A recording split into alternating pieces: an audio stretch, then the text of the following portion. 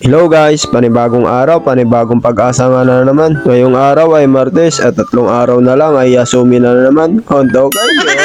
Ngayong araw wala namang bago. Papasok sa umaga, magtatrabaho ng 8 oras tapos yun uuwi na, ganun lang lagi. Yung routine natin araw-araw, honto kayo! May gang na si Richard Sang Patilyaga. Hi, ako nga pala si John Ray. Dating nangarap makapag-Japan pero ngayon pangarap na makauwi ng Pilipinas. Honto kayo, Jordan Dakides. Ito nga pala yung palaging kinakain ko tuwing umaga, 2 itlog at saka Quaker, wala nang bago. Honto kayo. Siyempre, kailangan natin kumain tuwing umaga para may lakas tayo umupo maghapon. Honto kayo. Pagkatapos natin kumain nag-toothbrush na nga ako. Honto kayo. Siyempre, kailangan natin mag-toothbrush para hindi mangamoy nga yung itlog na kinain natin. Honto kayo. As you can see nga guys, maganda-ganda nga yung panahon ngayon. Kahapon kasi umulan, ang lakas nga ng ulan dito, kaya yun mahirap pumasok pag umuulan. Honto kayo. As you can see nga din guys, mukha nga tayong bagong gising dyan dahil nga hindi na tayo naligo dahil naliligo na tayo tuwing gabi. Honto kayo. May magja-Japan, gusto madumi dito. Oo. Kung gusto nyo, mag-Japan, bakay dito kasi madumi dito eh. May mga paligiran madumi. At yun, nagbigay nga na naman ng word of wisdom si Brother Richard. Honto kayo.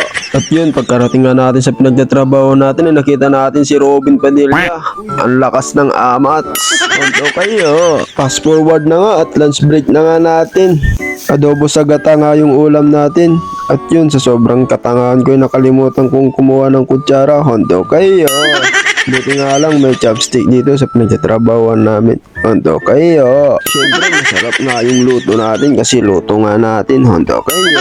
Fast forward na nga at yun, natapos na nga na naman yung 8 oras na trabaho. Honto kayo. May gang na si Richard Patilyaga. Yun, kasabay nga pala natin si Japson tsaka si Dansan kasi nga dumaan sila dito sa pinagtatrabaho namin. Honto kayo. Dahil nga wala silang bike ay sinabayan namin silang maglakad. Honto kayo. Yun, balak nga nilang dumaan sa may daily para magmerienda. Honto kayo. At ito na, nakarating na nga kami sa daily. Yan nga pala yung binili ko ni Giri tsaka yung pusit na prito. Honto kayo. Bago nga pala kami umuwi ay dumaan muna kami sa apartment nila Japson. Honto kayo. Hindi mo lang nakakalam. At yun, humingi pala tayo ng carry kay Jepson. Ito nga pala napanalunan niya sa bowling namin. Honto kayo. At ito na nga, pagka-uwi ko nga, nagluto nga ako ng white munggo. Honto kayo. Ito nga pala yung nabili ko sa Chinese store. Titikman ko nga lang to. Dahil una ko nga palang beses bumili to. Honto kayo.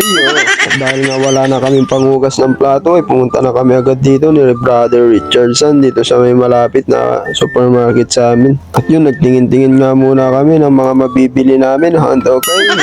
At ito nga palang nabili natin, tubig. Tsaka ito, parang jellies nga to. Honto kayo. At yun, pagkatapos nga namin bumili, umuwi na rin kami agad. Honto kayo.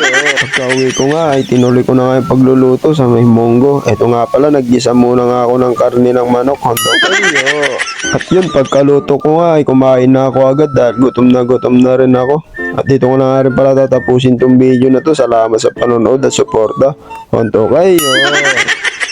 Ja, mata ne. Honto kayo.